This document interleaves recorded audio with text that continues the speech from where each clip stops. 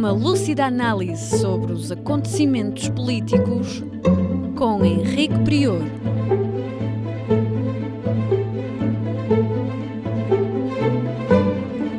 Política Impura, na Rádio Transforma. Sejam bem-vindos a mais um Política Impura na radiotransforma.net, no YouTube, no Facebook e noutras redes sociais. Falaremos hoje da morte de Eduardo Lourenço e do segundo turno das eleições municipais no Brasil. Comecemos pela morte triste de Eduardo Lourenço. Ele deixou-nos já com a perfeita idade de 97 anos e deixou-nos num dia que era simbólico, o dia da restauração da nacionalidade. Curiosamente, esse dia foi simbólico também porque teve como grande protagonista o padre António Vieira, que por sua vez foi uma grande influência no pensamento de Eduardo Lourenço. O padre António Vieira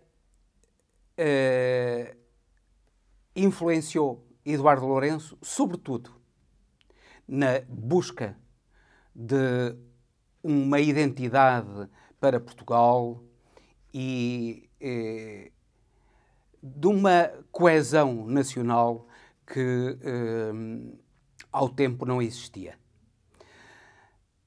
Eduardo Lourenço seguiu precisamente nesse caminho. Se pudéssemos classificar o pensamento de Eduardo Lourenço, classificávamos antes de mais como um pensamento heterodoxo. Copiar, de certo modo, um título de algumas das suas obras que saíram sob o título de heterodoxia. Ora, Eduardo Lourenço era um heterodoxo porque, tendo-se formado em Coimbra, em Histórico-Filosóficas, nos anos 1940, salvo erro, ele foi altamente influenciado pelo pensamento marxista de então. Nomeadamente pelos seus amigos, e destes destaco Carlos de Oliveira, João José Cochufel e Joaquim Namorado, que ao tempo eram os personagens de maior influência na vida coimbrã. O neorrealismo influenciou Eduardo Lourenço, que publicou uma das suas primeiras obras precisamente sobre a poesia neorrealista.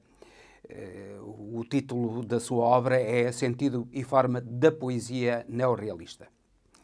Isso mostrou a sua preocupação pela poesia, a importância que a poesia teve na sua obra e a importância que a poesia neorrealista, os temas sociais, particularmente, tiveram na sua obra. Por outro lado, ele não deixou de pensar o país em termos que divergiam do marxismo. Ele foi influenciado por Kierkegaard, por Nietzsche, por Husserl, por Heidegger, por Sartre também, e isso fez com que o seu pensamento se afastasse do dogmatismo do materialismo histórico marxista, que ele via mais como um determinismo, e se centrasse mais no papel dos homens na história. E no papel da cultura também na história, da superestrutura na história. Eduardo Lourenço foi um pensador que andou não só pelo domínio da filosofia, mas também e muito pelo domínio da literatura. As suas reflexões sobre a obra de Fernando Pessoa, sobre a importância de Fernando Pessoa na poesia nacional e no pensamento português, particularmente naquela que é uma das obras cimeiras do pensamento de Eduardo Lourenço, que é Fernando, o Rei da Nossa Baviera, em que ele compara Fernando Pessoa a Luís da Baviera e mostra até que ponto o sonho tinha grande influência na cultura nacional.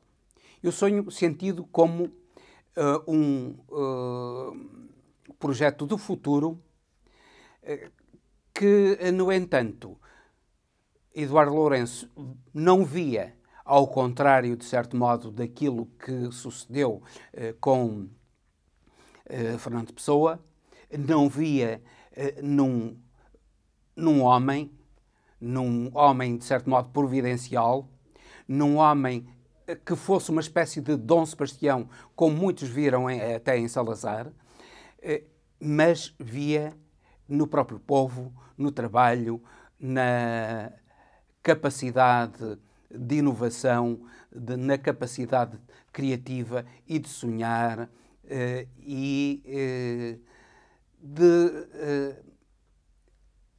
dar, como de certo modo Camões disse, dar novos mundos ao mundo, que ele acreditava que o homem português poderia dar.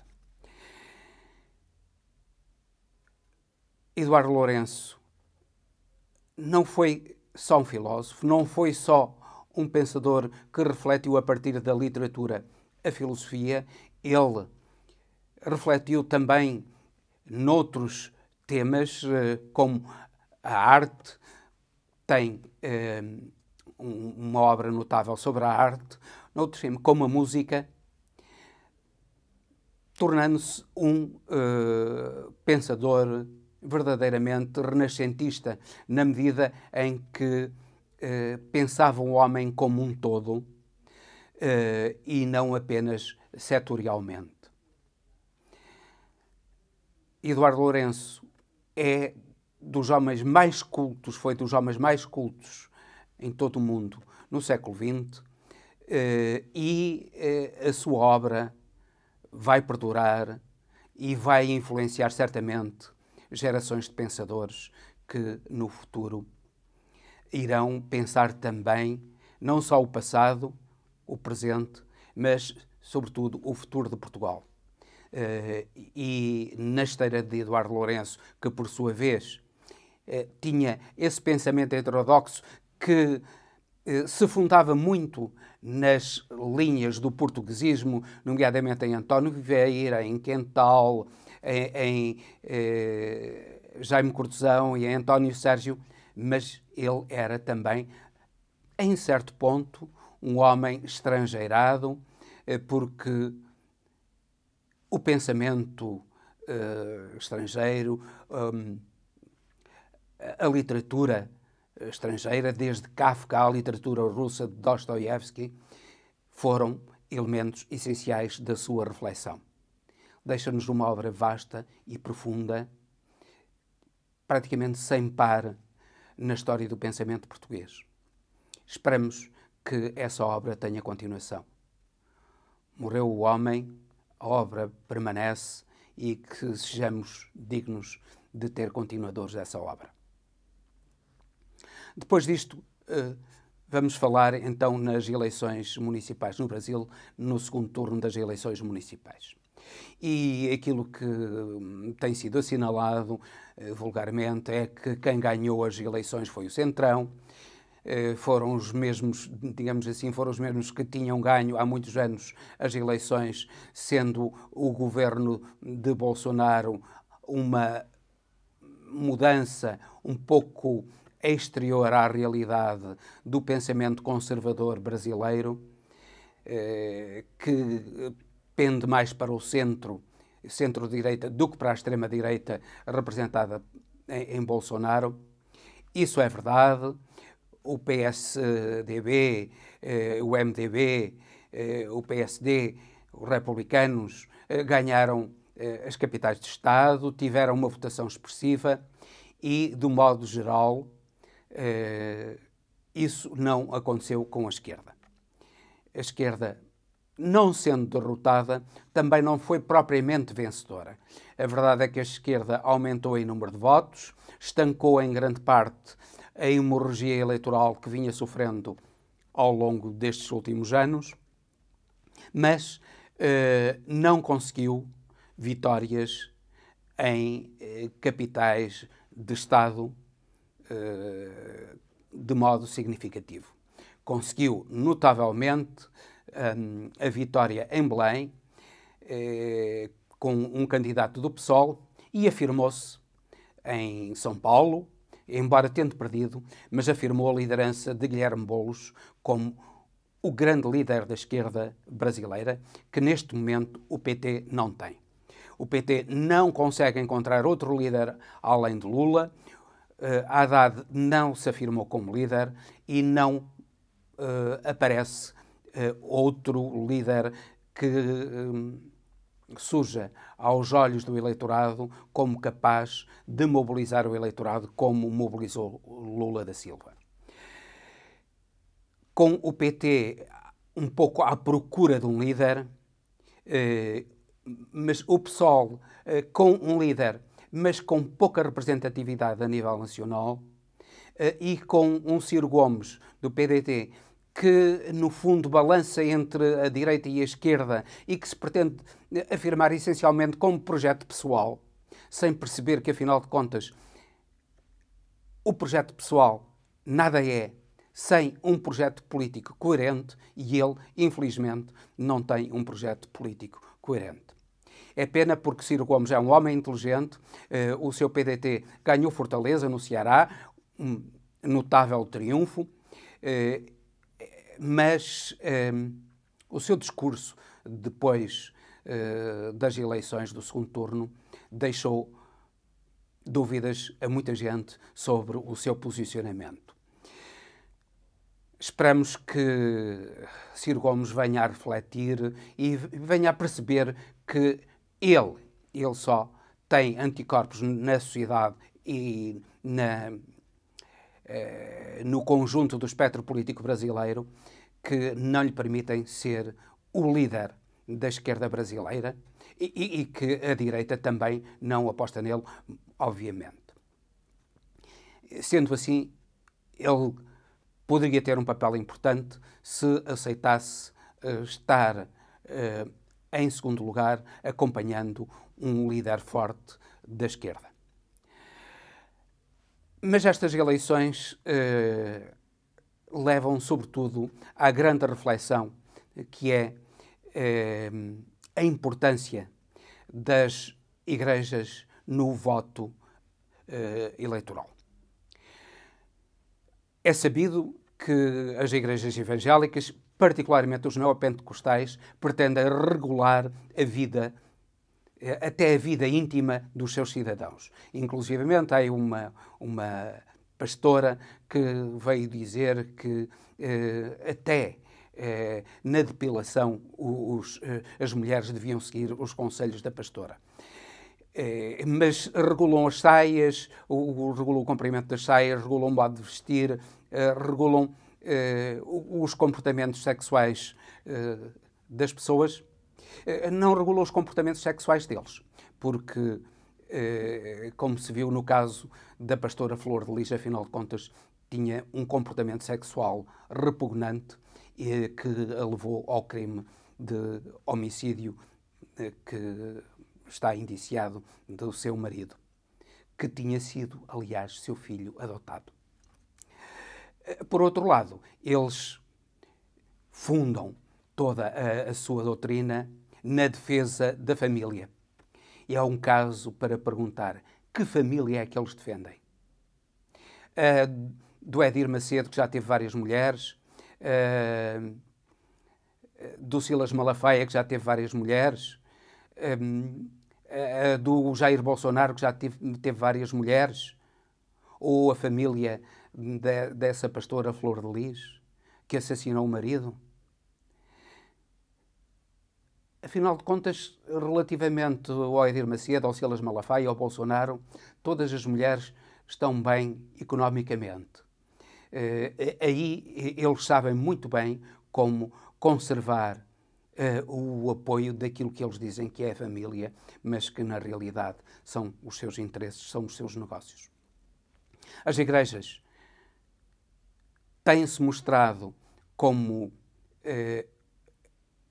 um constrangimento sério da consciência dos cidadãos, como uma forma de induzir ao voto nos candidatos que elas apoiam e que apoiam essas igrejas, nomeadamente com a isenção de impostos, com a facilitação de todo o nível que o governo, nomeadamente o governo de Jair Bolsonaro, está a fazer e que a Câmara dos Deputados também concede às próprias igrejas, como sucedeu ainda recentemente.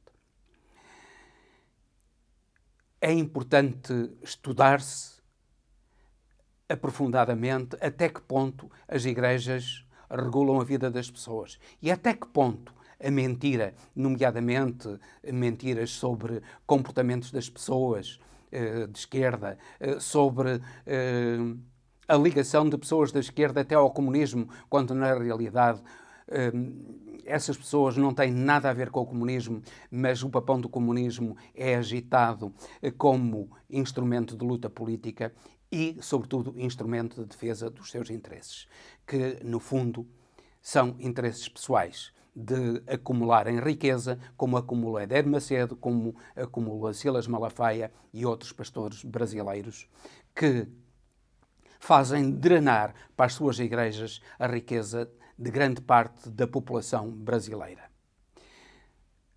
Houve zonas do Brasil onde foi claríssimo que foi a influência das igrejas nas classes mais baixas, nas classes médias, que fez pender a votação a favor dos candidatos do centrão ou da direita.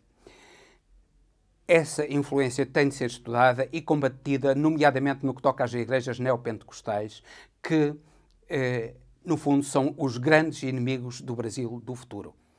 São os grandes inimigos porque drenam a riqueza das famílias para as próprias igrejas, as famílias com a promessa de que enriquecerão desde que sigam os ditames da fé, e os ditames da fé são os ditames dos seus bispos e dos seus pastores, e com isso elas serão contempladas com inúmeras riquezas, algo que aparece no Antigo Testamento, como Jó, que foi massacrado por uma tentação do demónio, ou uma tentação de Deus, não se percebe lá muito bem, e que depois de manter a sua fé perante todas as provações, ele foi contemplado com muito mais riquezas do que tinha antes das provações. É essa a esperança que os bispos e os pastores brasileiros dão àqueles que sofrem, àqueles que quase nada têm e que esse quase nada eles próprios entregam às igrejas que os exploram, que exploram o seu sofrimento e, inclusivamente, a sua incapacidade de raciocinarem face ao seu sofrimento e a sua esperança em algo que o Estado não lhes dá e que a Igreja lhes promete. Claro que essas igrejas, aquilo que prometem é uma diminuição do papel do Estado, precisamente porque querem elas ter esse papel, mas um papel que, no fundo, é apenas uma forma de drenar riqueza para os seus bispos e os seus pastores e de aumentarem a influência que têm na sociedade brasileira. É importante que a sociedade brasileira, mais lúcida e que acredita na razão, acredita no progresso, acredita nos sagrados princípios da liberdade, da igualdade e da fraternidade, combatam as igrejas neopentecostais, que são os grandes responsáveis pela desgraça deste país irmão, que é o Brasil.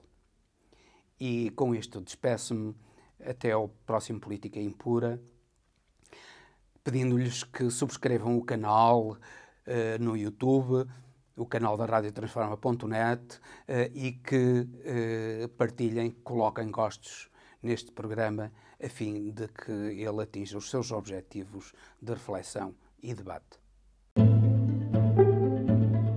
Uma lúcida análise sobre os acontecimentos políticos com Henrique Prior.